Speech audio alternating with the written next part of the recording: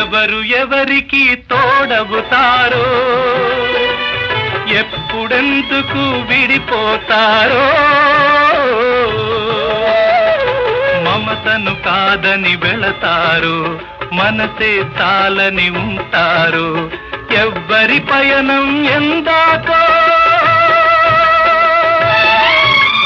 అడగదు ఎవ్వరిని, బదులే దొరకదని.